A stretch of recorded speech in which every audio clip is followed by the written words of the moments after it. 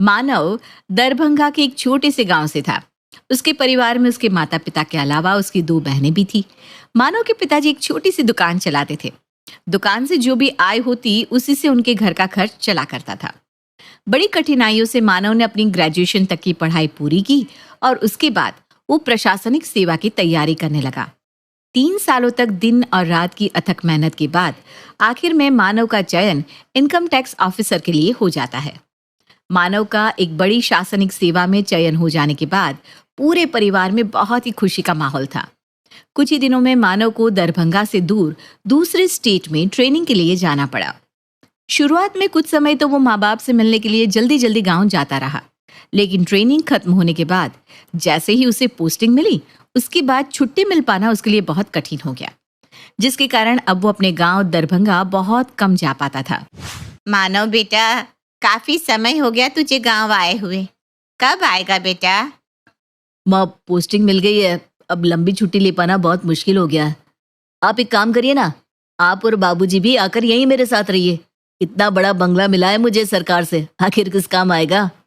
नहीं बेटा, हम अपना घर छोड़कर कहीं नहीं जा पाएंगे। कोशिश करो, 2-4 दिन की छुट्टी तो सभी को मिल जाती है।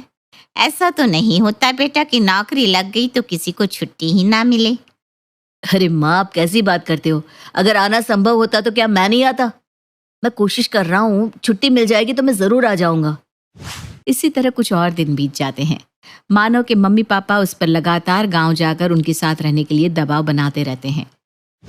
बेटा, हमने तुझे पढ़ाया लिखाया, इस काबिल बनाया कि तू आज इतना बड़ा अफसर बन गया, और तू अफसर बनने के बाद माँ बाप से मिलने के लिए समय भी नहीं निकाल पा रहा है। पापा, आप मुझे गलत समझ रहे हैं। मैं एक बहुत ही बड़े जिम्मेदारी वाले पद पर हूँ। मेरे लिए 3 दिन की छुट्टी लेने का मतलब बहुत बड़ी बात है, और सरकार मुझे काम करने के लिए पैसे देती है, घर में बैठकर छुट्टियां मनाने के लिए नहीं। पद जितना बड़ा होता है जिम्मेदारी भी उतनी ही बड़ी होती है। पापा, ये बात आप क्यों नहीं समझते? आपको तो खुश होना चाहिए कि आपका बेटा इतने बड़े पद पर पहुंच गया है और देश की भलाई के लिए इतना काम कर रहा है। मानव की बात सुनकर मानव के पिताजी फोन काट देते हैं। मानव को महसूस हो रहा था कि माँ पिताजी अब उससे कुछ उखड़े से रहते हैं। शादी की उम्र होने पर भी घर में कोई भी उसकी शादी के बारे में बात ही नहीं कर रहा था। एक दिन मानव अपनी माँ को फोन करता है। माँ, ट्रेनिंग के दौरान मेरी मुलाकात एक लड़की से हुई थी। उसका नाम रेणुका है। रेणुका मेरी ही तरह सरकारी विभाग में अफसर है और यहीं पर पोस्टेड है। हम दोनों एक दूसरे को बहुत पसंद करते हैं और शादी करना चाहते हैं। क्या कहा? अपनी पसंद से शादी करना चाहता है?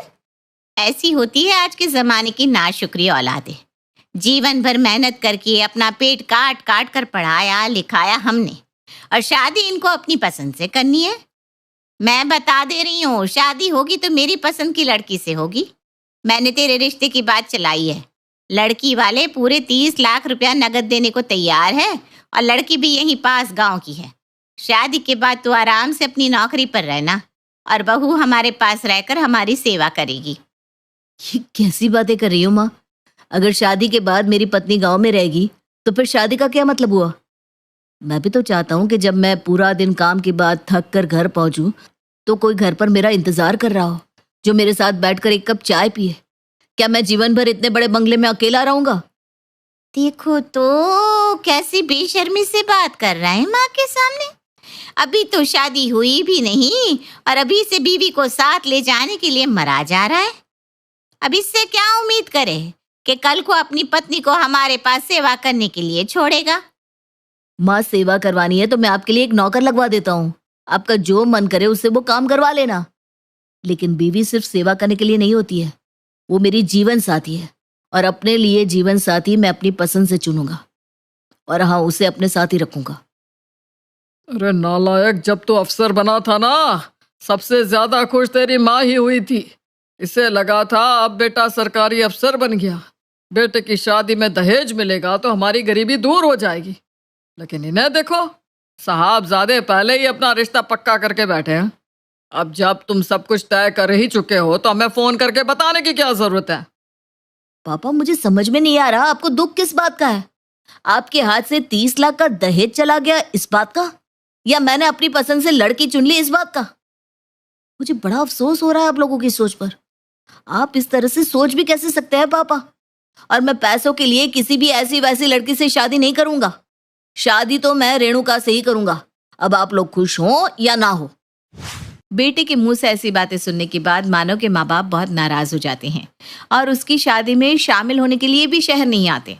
हालांकि मानव कई बार फोन करके उन्हें शादी में आने के लिए कहता है, लेकिन वे दोनों टस से मस होने को तैयार नहीं होते। अंत में माता पिता की उपस्थिति के बिना ही रेणुका और मानव शादी कर लेते हैं। चूंकि मानव और रेणुका दोनों ही अच्छे पदों पर नौकरी करते थे, इसलिए शहर में उन्होंने जल्द ही एक आलीशान मकान ले लिया था। रेणुका नौकरी पेशा थी, इसलिए घर में काम करने और खाना बनाने के लिए उन्होंने नौकर चाकर भी रखे हुए थे। कुल मिलाकर दोनों एक अच्छी ऐशो आराम वाली जिंदगी जी रहे थे। एक दिन मानव की बुआ उसके गांव वाले घर आती है। भाभी, अब तो मानव की नौकरी लगे भी 7-8 साल हो गए। हमने तो सुना था मानव शहर में बहुत बड़ी नौकरी पा गया है। अब नौकरी चाहे लग गई हो, लेकिन इतने सालों में आपके घर में कोई बदलाव नहीं आया। जैसा पहले थे वैसे ही आज हो। भैया पहले भी ये छोटी सी दुकान चलाते थे, आज भी वही चला रहे। आप लोगों को देखकर लगता नहीं कि आपका बेटा इतना बड़ा अफसर हो गया है। अब क्या कहें जीजी, आजकल के बच्चे माँ बाप से पहले अपने बारे में सोचते हैं। अब बेटे के बारे में आपको क्या ही बताएं। बड़े अरमानों से पाल पोस के बड़ा करा था। इकलौते बेटे को देखकर सोचते थे कल को पढ़ लिख जाएगा, अच्छी नौकरी लगेगी तो अपनी पसंद की दुल्हनिया ले आएंगे। आप ही बताओ हमने कौन सी गलत बात कह दी। ये तो घर घर की कहानी है कि बेटी की शादी में माँ बाप के अरमान तो होते ही हैं। अरे पूरे बिहार में कौन लड़की वाला रहेगा जो सरकारी नौकरी वाले दामाद को 20-30 लाख का दहेज भी ना दे। अरे लड़का पैदा किए हैं हम, इतना पढ़ाए लिखाए हैं, हक बनता है हमारा लेने का। लेकिन हमारे बेटे ने तो हमारे सारे अरमानों पर पानी फेर दिया। पता नहीं कहाँ से वो रेणुका उसे टकरा गई। अरे जिज्जी, सीधा साधा लड़का फंसा लिया हमारा। जाने कौन टोना टोटका कर दिया चुड़ैल ने कि हमारा नाम ही नहीं लेता। देखो शांति भाभी, अब जो हो गया सो हो गया। अब आपके मना करने से कुछ बदल तो नहीं जाएगा। लड़का तो शादी कर लिया जिससे उसे करनी थी। अब आपकी भलाई और समझदारी तो इसी में है कि आप बेटे की खुशी में खुश हो रहो, वरना बेटा भी हाथ से चला जाएगा आपके। अरे उस नाटी रेणुका को बहू माने मेरी जूती। मैं मरते मर जाऊंगी लेकिन उस रेणुका को दिल से बहू नहीं मानूंगी। अच्छा एक बात बताओ, मानो फोन वोन करता है क्या आप लोगों को, कि फोन करना भी छोड़ दिया है? नहीं दीदी, फोन तो करता है, महीने 2 महीने में एक बार आ ही जाता है फोन।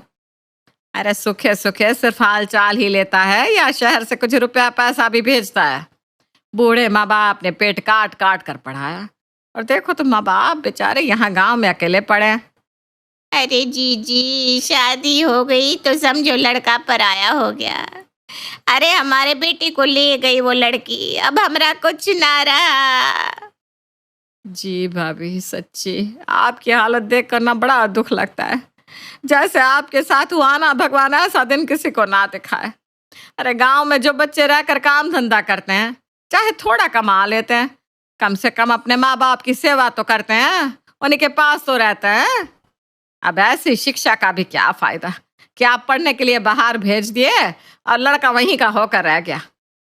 अब आप लोग यहाँ बेटे को याद करके अपना जी जला रहे हैं। बुआ जी की तरह ही जो भी आस पड़ोस और रिश्तेदारी में शांति को अपने हाथों से घिस घिस कर पोछा लगाते, बर्तन धोते और घर के काम करते हुए देखता, उसके मुंह से यही निकलता कि देखो तो कितना स्वार्थी बेटा है, बुढ़ापे में माँ बाप को अकेला छोड़ दिया। धीरे धीरे पूरे रिश्तेदारी में ये बात फैल गई थी कि मानव ने अपने माँ बाप की सुध लेना छोड़ दिया है और वो शहर में अकेले मजे कर रहा है। धीरे धीरे समय बीतता है और मानव की पत्नी रेणुका एक प्यारी सी बेटी को जन्म देती है। बेटी के जन्म पर मानव और रेणुका बहुत खुश थे। उन्हें ऐसा लग रहा था जैसे सारे जहां की खुशियां उनकी झोली में आ गिरी है। सुनिए ना, हमारी शादी ऐसे ही सादगी से हो गई थी और आपके यहाँ का कोई रिश्तेदार भी आज तक हमसे मिला नहीं। क्यों ना हम बेटी के जन्म के लिए एक पार्टी दे और उसमें अपने सभी दोस्तों और रिश्तेदारों को बुलाएं। इसी बहाने सबसे मिलना जुलना भी हो जाएगा। आप ऐसा करिए ना, अपने खास खास रिश्तेदारों को टिकट भेज दीजिए, उन्हें आने में सुविधा हो जाएगी। सुझाव तो तुम्हारा बहुत अच्छा है रेणुका, तुम ठीक कहती हो। मैं भी लंबे समय से किसी से नहीं मिला हूँ। ऐसा करता हूँ, कार्ड छपा लेता हूँ और गांव में सभी रिश्तेदारों के यहाँ टिकट के साथ पोस्ट कर देता हूँ। लेकिन माँ बाबूजी आएंगे क्या?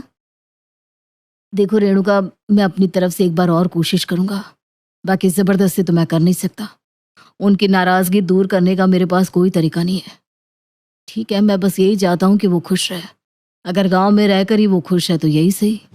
जल्दी ही मानव बेटी की पार्टी के लिए कार्ड छपवा लेता है और अपने सभी दोस्तों और रिश्तेदारों में बांट देता है।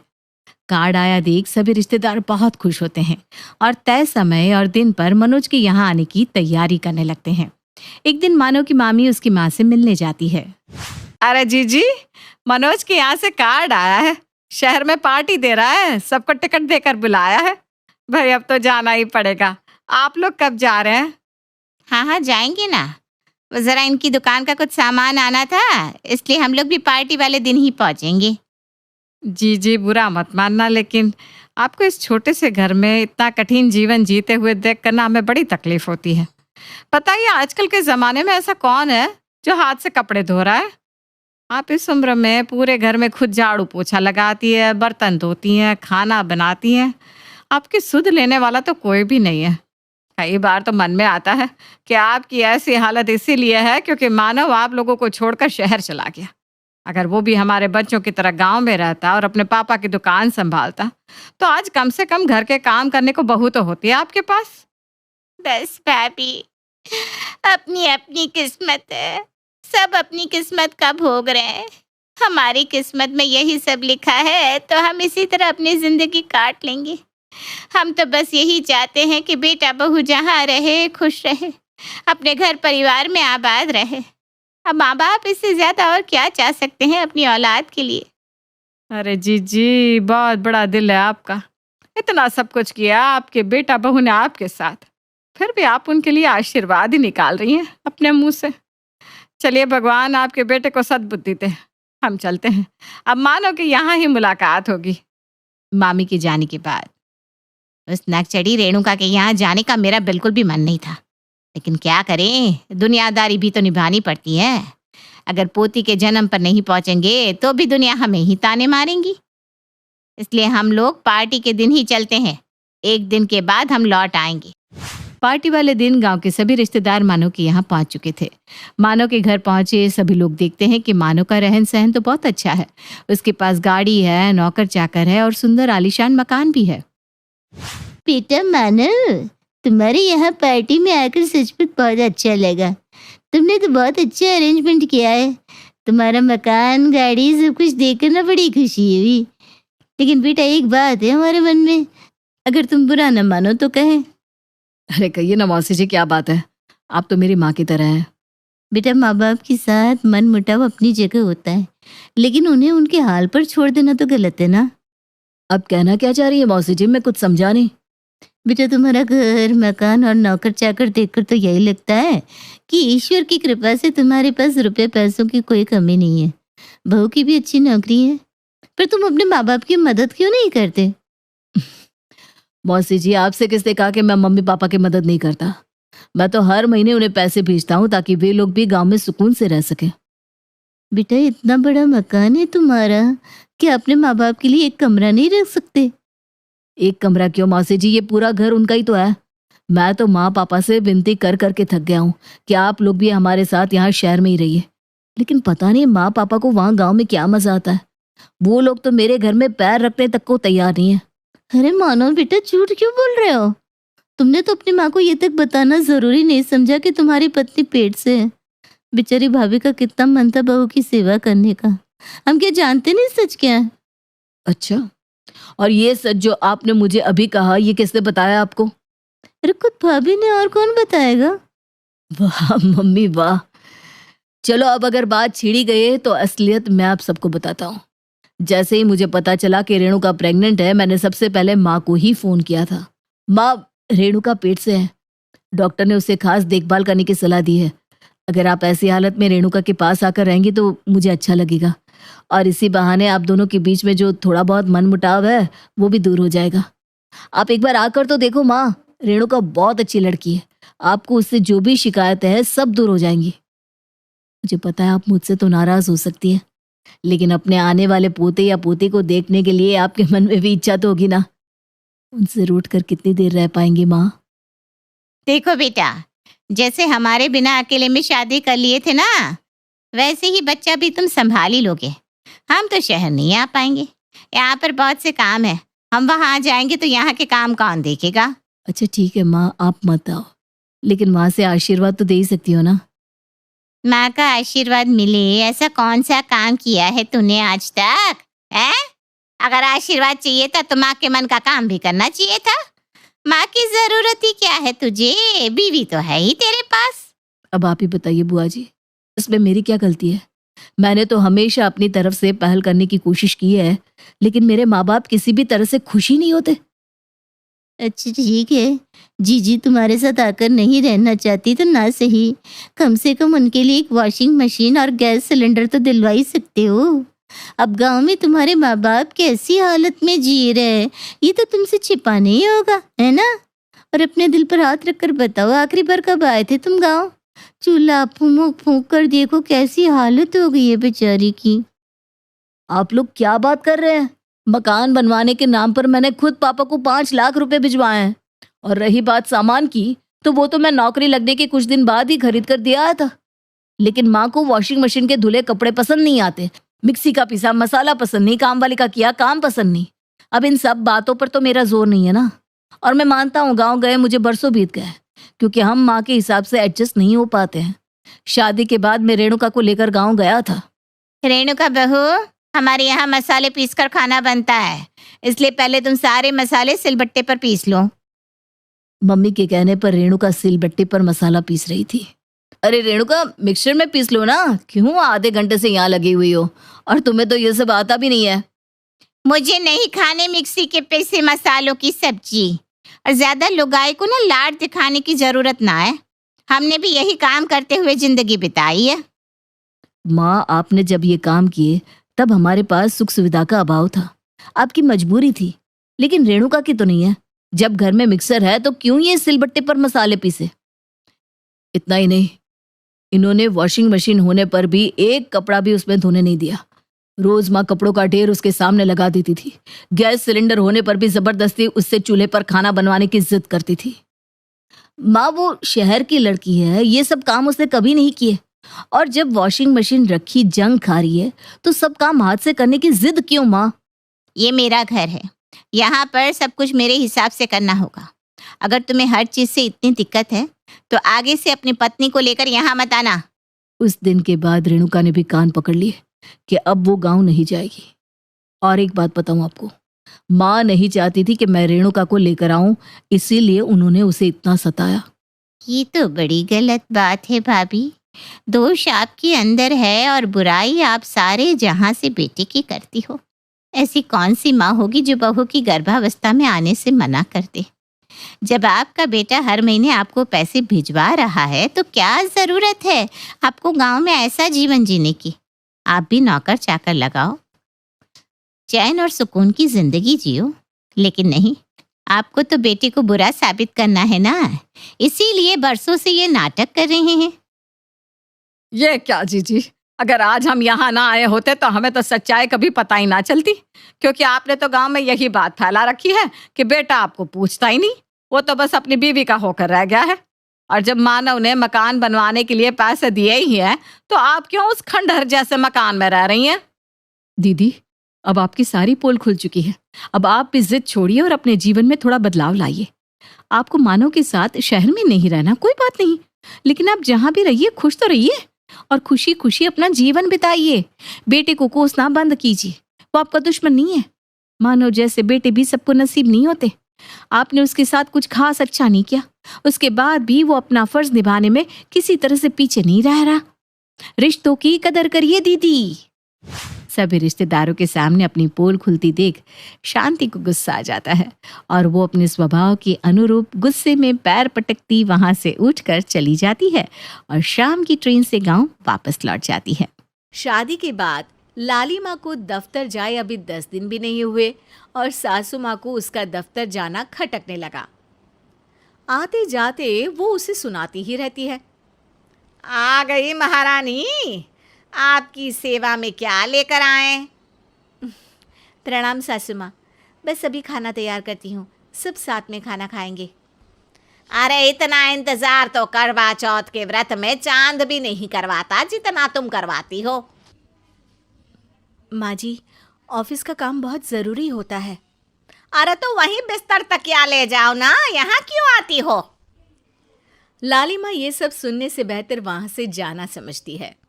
ऐसा नहीं है कि सास ने लालिमा को पहले कभी प्यार से नहीं समझाया, बस लालिमा ने सीधी बात पे कभी ध्यान ही नहीं दिया। तो सास ने सोचा जो प्यार भरे गाने से नहीं होगा वो टेढ़ी बात और ताने से ज़रूर होगा। ऐसा क्या करती है? बस यस सर ही तो करना होता है ना। पास के गांव तक बढ़िया बस से जाओ, फिर दफ्तर में जाकर बैठ जाओ और बस घर के काम से बच जाओ। अब मैं भी जाऊंगी कल से दफ्तर। अरे इतना भी आसान नहीं है, मैं भी तो दफ्तर जाता था। तुम्ही से तो पता चला है ये सब। अरे कभी नौकरी करके देखती तो पता चलता। अच्छी बात निकल गई आपके मुंह से। अब करके भी दिखा दूंगी, और वो भी बहू के दफ्तर में ही। नौकरी भी करके दिखाऊंगी और घर के काम भी। बहू को पता चल जाता है कि सास क्या करने वाली है, लेकिन वो ऐसा नाटक करती है जैसे उसे कुछ भी पता ना हो। 2 दिन बाद ऑफिस जाने के टाइम सास भी तैयार खड़ी है। अब कहीं जा रही हैं क्या सासू माँ आप? हाँ, आज से मैं भी तेरे साथ तेरा दफ्तर आऊंगी और तेरी तरह टाइम पास करूंगी। दोनों ऑफिस की बस से ऑफिस पहुंच जाती हैं। गेट पर गार्ड खड़ा हुआ है और हमेशा की तरह लालिमा स्माइल के साथ गुड मॉर्निंग बोलती है। गुड मॉर्निंग गार्ड भैया।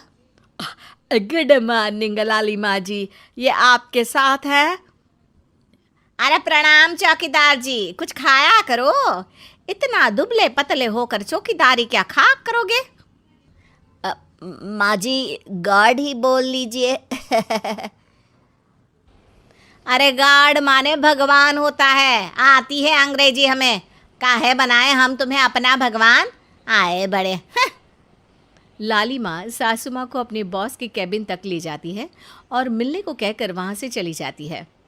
जी, आपकी तारीफ। अरे पूरा मोहल्ला करता है, यहाँ किसी से भी पूछ लीजिए ना। अब मेरा मतलब है आपको लोग कैसे जानते हैं? लाली माँ की सासू माँ। मेरा मतलब था कि आपका नाम क्या है? सिमरन देवी। अरे वाह, बहुत मॉडर्न नाम है। ऑफिस का नाम है, घर का नाम तो है मालती बाई। अच्छा अच्छा। लालिमा, इनकी जगह दिखा दो। है? ये मुझे अपनी जगह दिखाएगी? ये बहू है मेरी, इसकी ये हिम्मत। अरे मेरा मतलब है कि ये आपको बता दे कि आपको कहाँ बैठना है। चलो मैं ही आपको बता देता हूँ। लालिमा, तुम अपना काम करो। अरे कोई काम नहीं करती ये, घर पे भी नहीं करती, यहाँ क्या खाक करेगी? लालिमा बॉस का लिहाज रखते हुए कुछ नहीं बोलती। बॉस खुद ही सासू माँ को एक डेस्क तक लेकर जाते हैं। देखिए, आपको यहाँ बैठना है। अरे ये घूमने वाली कुर्सी पर? नहीं नहीं, मैं नहीं बैठूंगी, चक्कर आ जाएंगी। चकोटा या आसन लगवा दीजिए, आराम से बैठूंगी ज़मीन पर। ज़मीन से जुड़ी हुई हूँ मैं बहुत ही। हाँ देखिए, आपको यहीं बैठना पड़ेगा। आपको क्या लगता है, क्या ये आपका घर है? नहीं तो आप भी ना बहुत भोले हैं। मेरा घर तो गांव में है, ये तो आपका ऑफिस है। अरे ऐसी चीज़ें मत भूला करो, और चोमू बना देंगे किसी दिन। बैठ जाइए और मुझे सारे ज़रूरी मेल भेज दीजिए। ये रहा कंप्यूटर। अरे कंप्यूटर की क्या ज़रूरत है, मेल तो हाथ से निकलेगा ना। ला एक पत्थर, ला हाथ घिस दूँ। क्या हाथ का मेल? तभी सिचुएशन को संभालने के लिए बहू आ जाती है। अच्छा ये छोड़िए, आप वहाँ पेंट्री से कॉफ़ी ले आइए अपने लिए। अरे इतना तो मुझे भी पता है कि कंप्यूटर पे लिखने का काम हो जाता है, फिर कॉपी क्यों मंगवा रही हो? अरे माँ जी, कॉफ़ी, पीने वाली कॉफ़ी। तू मुझसे काम करवाएगी? तेरी सास हूँ मैं। मेरी भी तो सुन लो कोई, आपका बॉस हूँ मैं। हाँ हाँ सुनाओ ना। क्या सुनाऊं? अरे बेटा तुम बॉस हो, जो मन करे सुना देना, बस गाना मत सुनाना। अगर तुम अच्छा नहीं गाओगे ना तो मेरा मूड ऑफ हो जाएगा। अरे यार, अच्छा एक काम करते हैं, आपको क्या क्या आता है? ठंडा खा लूँ तो नाक आती है, तीखा खा लूँ तो हिचकी, और ज़्यादा खाना खा लूँ तो यह हम बता नहीं सकती मैं। अरे मेरा मतलब था कि काम में क्या क्या आता है? बहू बहुत काम आती है, पति भी काम आते हैं, बेटा भी। देखो काम तो अपने ही आते हैं ना, जैसे भी हो। हे भगवान, क्या करूं माँ जी आपका? अरे बेटा मेरा ना कोई कुछ नहीं कर सकता, मेरा मंगल बहुत मजबूत है। हाँ अच्छा, मंगल से याद आया, बताओ कितने ग्रह हैं सूर्यमंडल में? मंगल, शनि, पृथ्वी, और बताओ। हाँ सब बढ़िया, तुम बताओ बेटा। बॉस वहाँ से परेशान होकर चले जाते हैं। लंच के बाद कॉन्फ्रेंस हॉल में एक मीटिंग हो रही है जिसमें कई सारे लोग हैं। किसी को कोई आइडिया भी है कि क्या हो रहा है? हाँ हाँ, वो चौकीदार काम छोड़ के बिल्ली के साथ खेल रहा है। वो सुकड़ी मैम ना दिन भर से बगल वाले लड़के से खुसुर पुसुर कर रही है, और आपके कैबिन से आवाज़ आ रही है जिसमें आपको कोई गाली बक। बस बस, वो मेरे हेड है। मेरा मतलब था कि मार्केट में क्या हो रहा है? अरे बाहर तो हल्की धूप निकली हुई है, ट्रैफिक वैसे बहुत ज़्यादा है। आपको कहीं जाना तो नहीं ना, शाम को ही निकलना। हाँ अम्मा जी थोड़ी देर चुप रहिए, हम काम की बात कर रहे हैं। ओके बेटा, बूढ़े लोगों की सुनता ही कौन है भला इस ज़माने में। तू भी चुप कर ले, जिस दिन तू बूढ़ा होगा ना पता चलेगा। माँ जी प्लीज। ठीक है, देखो मुंह पे उंगली रख लेती हूँ बस। गाइस, कोई नया आइडिया लाना होगा। लास्ट मंथ हमारे प्रोडक्ट ने अच्छा परफॉर्म नहीं किया है मार्केट में। अब सॉरी सर। लालिमा, तुम कुछ प्रेजेंट करने वाली थी ना? लालिमा खड़ी होके अंग्रेजी में प्रेजेंटेशन देने लगती है। प्रेजेंटेशन के बाद तालियां बजती है। बहू सास के बगल में आकर बैठ जाती है। ये इतना सब तूने कब किया बहू? और अंग्रेजी तो पटर पटर पटर बोल रही थी तू। रात को बर्तन साफ करके इसी में ही लगी रहती हूँ। रात को जाग के व्हाट्सएप नहीं चलाती रहती हूँ माँ जी। ऑफिस खत्म होते होते बॉस लालिमा और सासू माँ को कैबिन में बुलाते हैं। वेल डन लालिमा, गुड जॉब।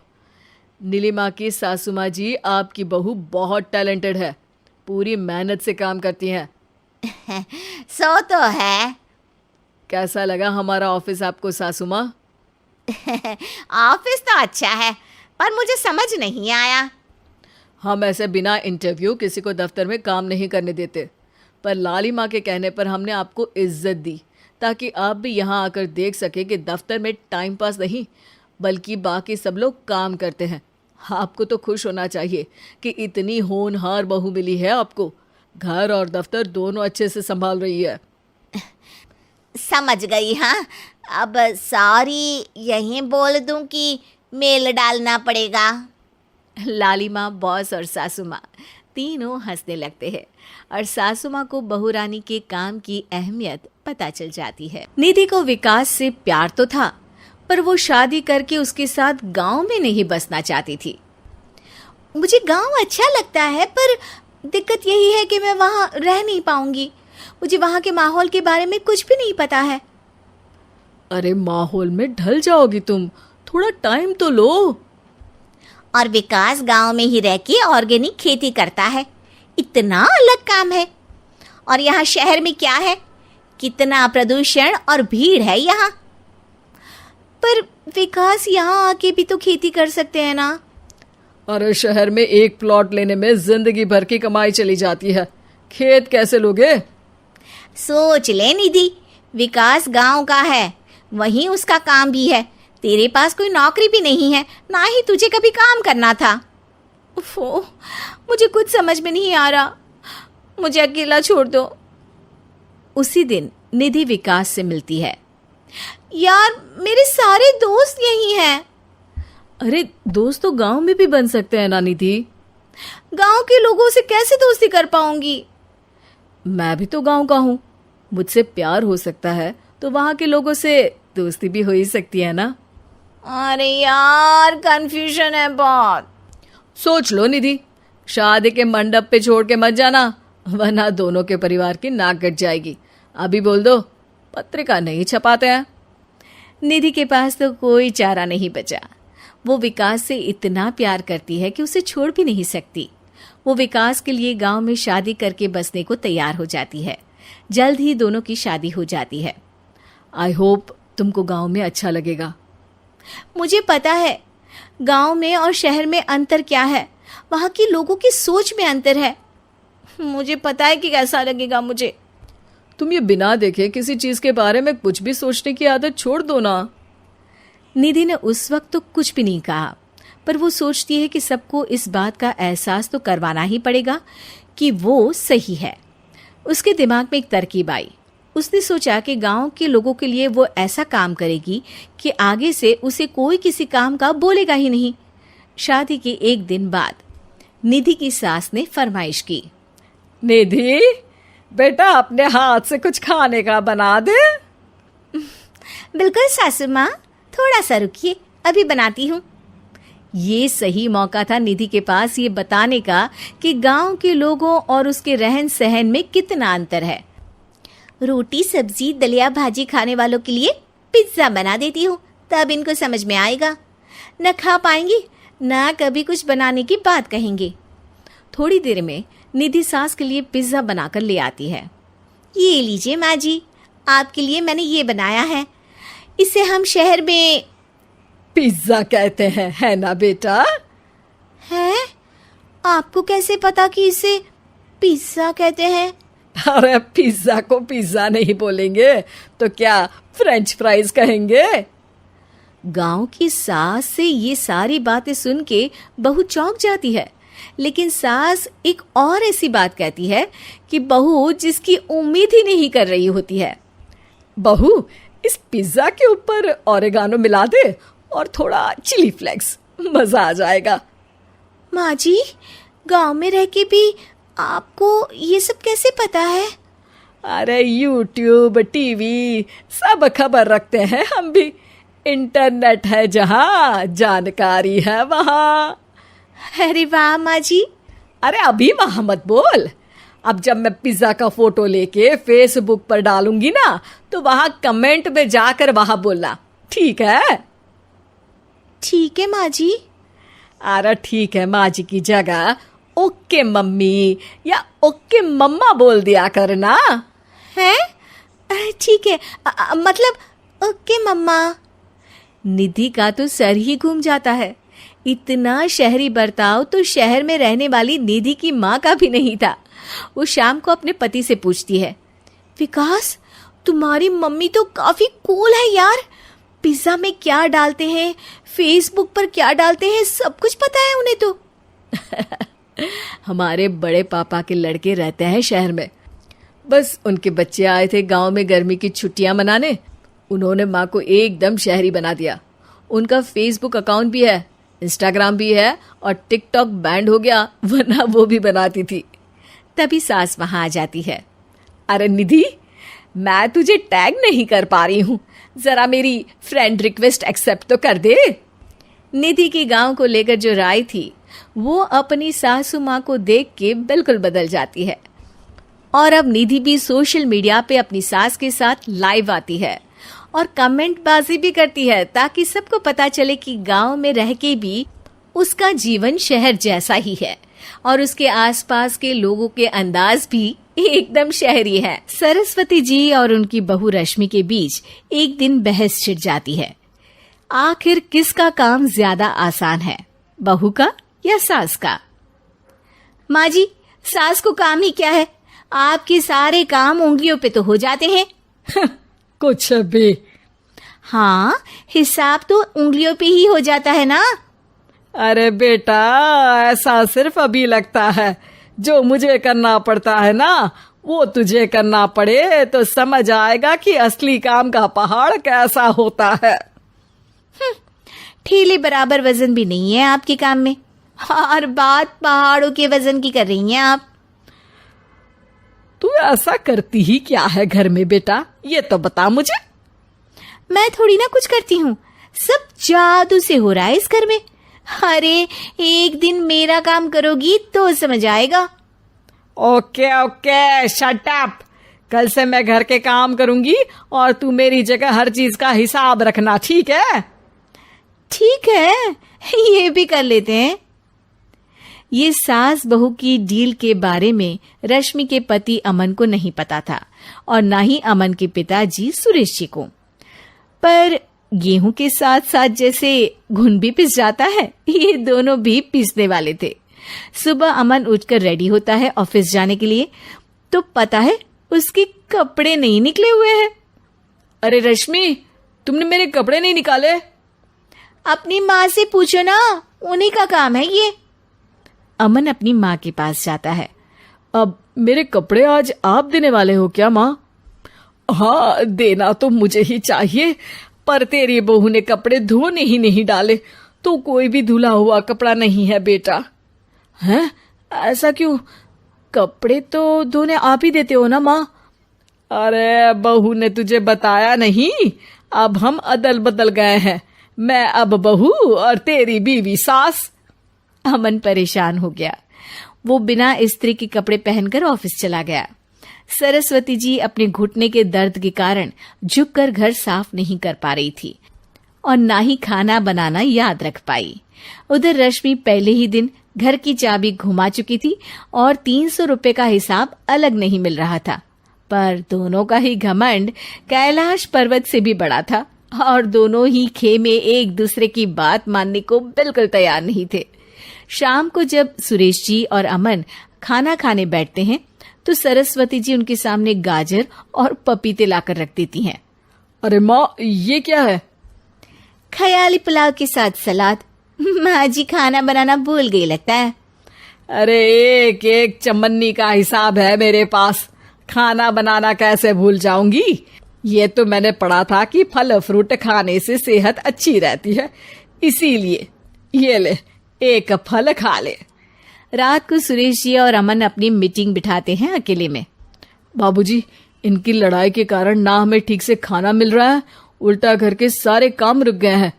हाँ बेटा, 2 भैंसों की लड़ाई में बेचारे खेत के पौधों का भी नुकसान हो रहा है। पर पापा, क्या बताऊं आपको, मैंने माँ को इस महीने की 2 तारीख को बिजली के बिल के पैसे दिए थे। आज बिल भरने के लिए मांगने गया तो पता चला कि रश्मि उन पैसों से गैस सिलेंडर ले आई। अच्छा, तो सिलेंडर के पैसों का क्या हुआ? अब सिलेंडर के तो कोई पैसे नहीं थे बाबूजी, हमारे घर पर गैस की पाइपलाइन लगी है ना। बेटा, इन दोनों का कुछ करना पड़ेगा, नहीं तो अपने घमंड के चक्कर में पूरा घर बर्बाद कर डालेंगे ये दोनों। अमन और सुरेश जी काफी सोच विचार के बाद एक निष्कर्ष पर पहुंचते हैं। रात ही को दोनों अपनी पत्नियों की अलमारी से नई साड़ी निकालते हैं और सुबह जब रश्मि और सरस्वती जी उठते हैं तो देखते हैं कि दोनों पति साड़ी पहनकर चढ़ाव पर सब्जियां काट रहे हैं। अरे ये सब क्या हो रहा है? क्या हो रहा है मतलब? आप दोनों अदल बदल हो सकते हो तो हम क्यों नहीं? अरे क्या मतलब? नहीं नहीं, मेरी भी बचपन से किसी की बहू बनने की इच्छा थी, तो आज से सरस्वती तुम बड़ी बहू, मैं मिडल बहू और अमन छोटी बहू। अरे लेकिन सब घर पर बैठ जाएंगे तो कमाएगा कौन? ये घर कैसे चलेगा? अब वो तो भैया या बाकी लोग जाने, अब हमने भी अदल बदल कर ही लिया है तो कुछ नहीं हो सकता। रश्मि और सरस्वती जी को समझ में आ जाता है कि उन दोनों की आपस की डील की वजह से इन दोनों को बहुत तकलीफ हो रही है और उनके ईगो ने दूसरों को कितनी यातनाएं दी है। अब असल में माँ जी आप सही थी, सास बनना बहुत मुश्किल है। अरे हाँ बेटा, और तू भी, मुझसे तो नहीं हो पाया सब घर के काम, वापस बदल ले क्या? हाँ हाँ बिल्कुल माँ जी। और अब आप दोनों भी बदल लीजिए, कोई आ गया तो आप दोनों को देखकर क्या सोचेगा। अच्छा है, आप दोनों की समझ में ये बात तो आई। मैं फटाक से कपड़े बदल लेता हूँ। अरे रुक जा बेटा, एक फोटो ले लेती हूँ तेरी। मेरी बेटी होती तो तेरे जैसी ही दिखती साड़ी में। और मेरा फोटो नहीं लोगी?